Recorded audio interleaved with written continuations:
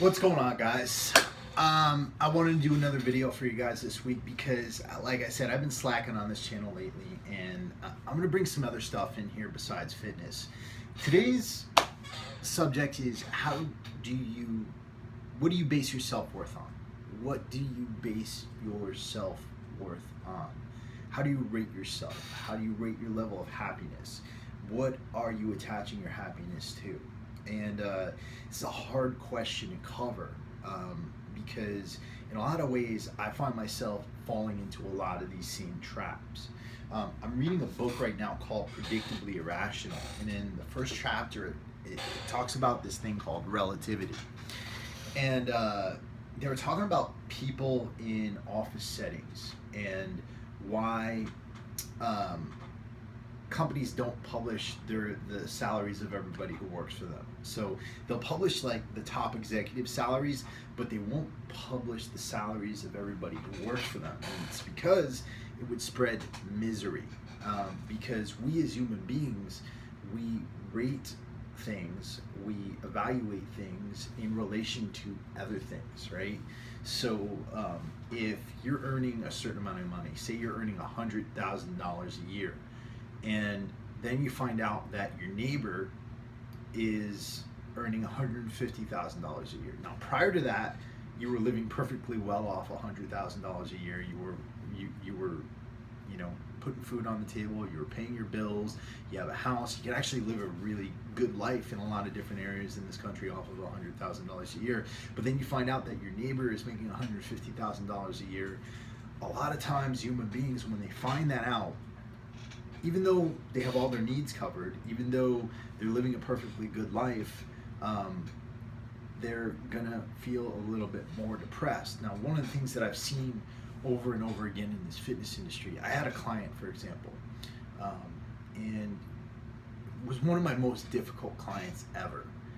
And he would be showing improvements, he'd be getting leaner, he'd be getting more muscular, getting stronger, and then he would take a trip out to Venice Beach, and he would see somebody who was completely shredded, super muscular, and inevitably I would get a phone call being like, Chris, I want to ramp up my program, I want to change this, and this.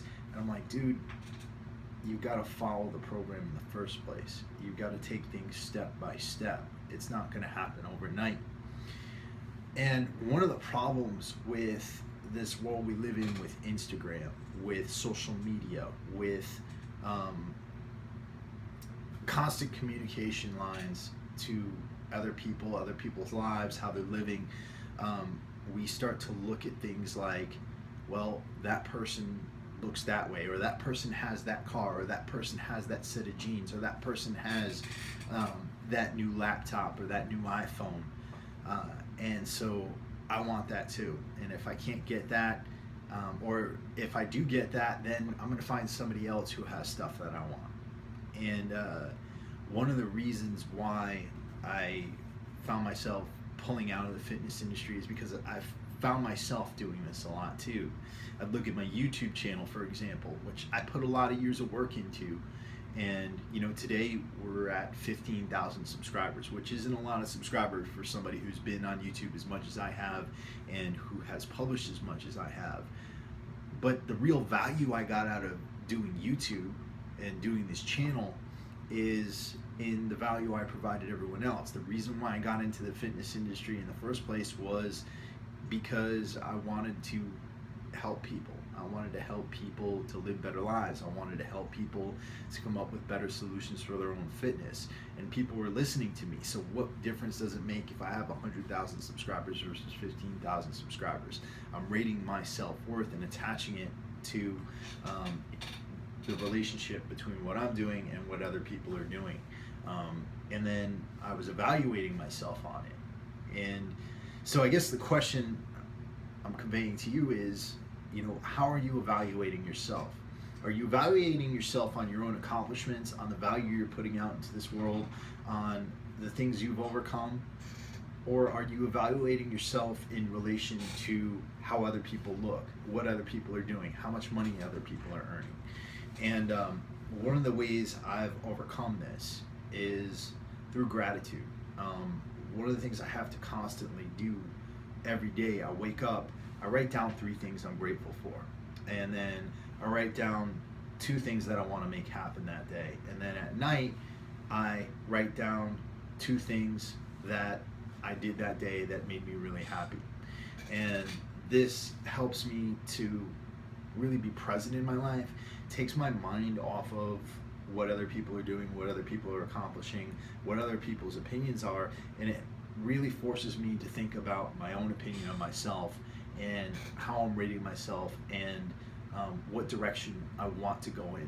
Not what direction the world wants me to go in, not what direction I want to go in to impress other people, but what direction I want to go in. What's going to make me happy as a person. And what I want you guys to all be able to do is to really think about what's going to make you happy as a person. Is being completely shredded and getting big going to make you happy as a person? And if it is, then awesome. You know, and I'm not saying that you shouldn't pursue that, but why are you doing it in the first place? Is it to impress other people, or is it to impress yourself, right? And I'm not saying that to insult you. I really want you to think about, if you're in college right now, why are you in college? Are you in college because you want to learn, because you want to grow, because you want to pursue your dreams? Or are you in college because your parents told you college was the way to go? Or are you in college because your neighbors went to college? Or because someone you knew went to that college, and you thought that it was, you know, a key to impressing people? Why do you want that car that you're working for? Why do you want that, you know, anything? I'm going off the handle here, and I don't want to go too deep and make you guys not listen to what I'm saying, but do what makes you happy, and really think about what's going to make you happy, and really define what happiness is going to be for you, and be grateful for the things you do have. Understand the things you have accomplished and be grateful for those things, and above all, seek to give value back to the world. Don't just seek to extract value from the world. Seek to give value back to the world. And if you're helping other people and you are giving value, then good things are going to come back to you. All right? Hope you guys are enjoying your week. I will try to get some more fitness videos up. If you guys got questions for me, hit me up. Also, on my podcast, I don't know if you listened to the Warrior Soul podcast yet, but if you haven't, please do. I'll put a link below. I'm interviewing one of the greatest trainers in the world right now, Ben Greenfield, on September 2nd. That's later this week, and we're going to be talking about some fitness issues related to veterans. Whether you're a veteran or not, there's going to be some really great nuggets of information for you in there, and I've covered a lot of other stuff as far as life advice on the Warrior Soul podcast. So I hope you check it out, and I hope you enjoy it, and I hope it helps you out. So take care, guys. Peace.